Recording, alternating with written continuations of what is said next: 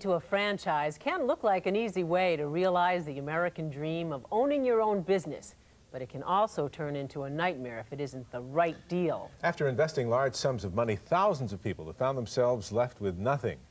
Even worse, for many, a franchise gone bad can take a huge personal toll.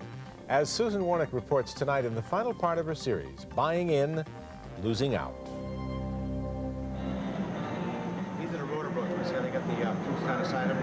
For many, buying a franchise from a Fortune 500 company like Snap-on Tools looks like the perfect way to own your own business.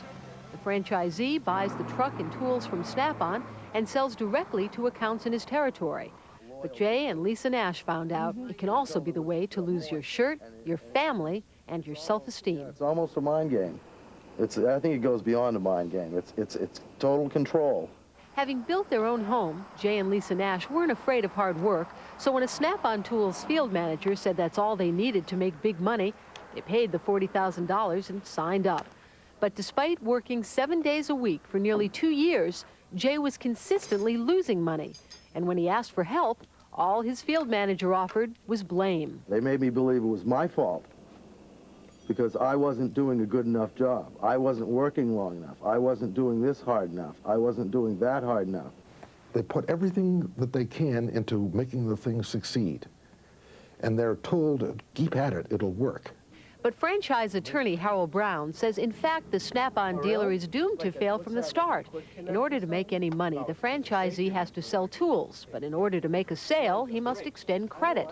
That means he winds up paying cash up front to Snap-on while getting only partial payments and IOUs in return. It's a formula for financial ruin. It's an absolute fraud from the minute go. All Jay ever heard was, trust me, I'm going to ask you to do things you don't want to do, but trust me. But at the same time, the field manager was encouraging Jay's wife to harass him. He almost had my wife believing that I was actually not doing all of the things that I was doing. That's what they do. I forgot all about that. That's what they do. Right here in my living room. I would start attacking him, saying, Craig says you should have done it this way. How come you didn't do it this way?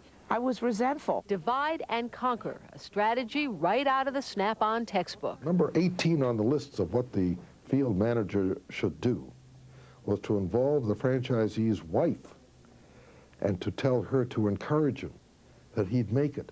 Just keep on going. He's going to make it. It was impossible for him to make it. He never could make it. The Nashes finally realized what was going on and got out. Like more than 100 other Snap-on dealers across the country, they took their case to arbitration and won. Although their finances were a mess, their family was intact. Hawaiian Snap-on dealer Curtis Higuchi was not so lucky. The 24-year-old husband and father of 2 found himself steadily losing money after only 6 weeks.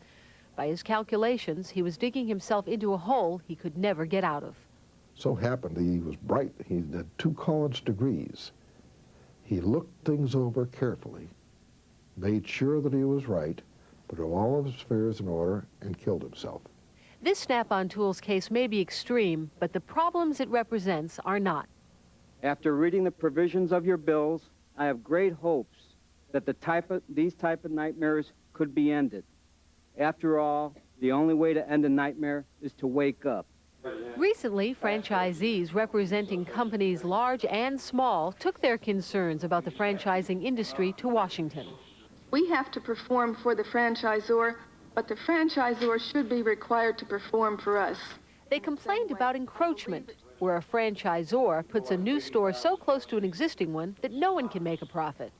They describe being slaves to whims of domineering masters. Southland's unilateral action as judge, jury, and executioner. 2 bills proposed by New York Congressman John LaFalce would strengthen disclosure laws governing the sale of franchises and promote a more level playing field for franchisees. Rather basic elementary concepts, but you wouldn't believe the unbelievable opposition.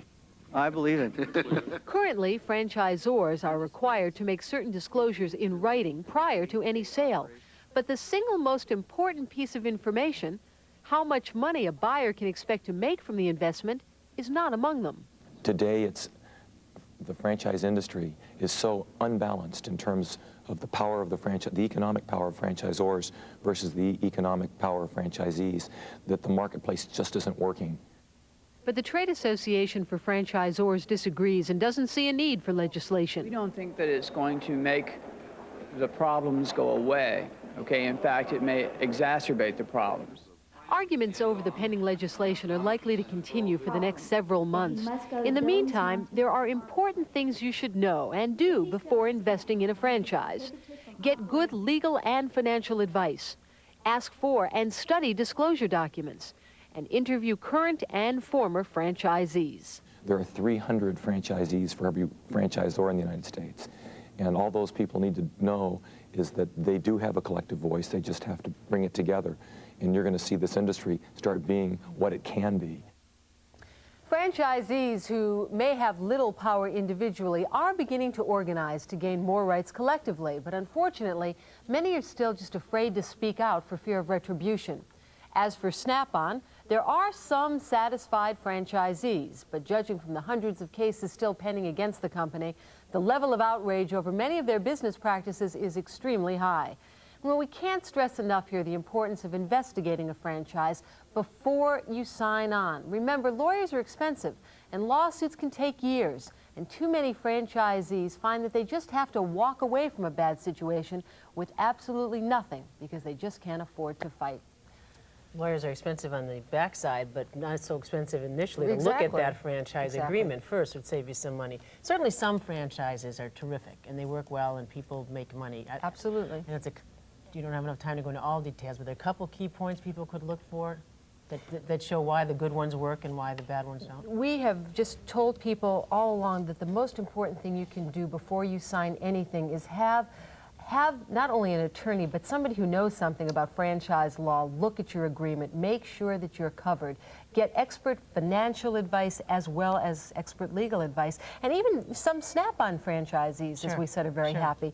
People who got into it early, who have good territory, are happy, and you've got to make sure that you've got a good territory and that you've got customers and someone to sell to, because the product is good, but it doesn't matter how good the product is if the system doesn't work. Okay, thanks, Susan. Good series.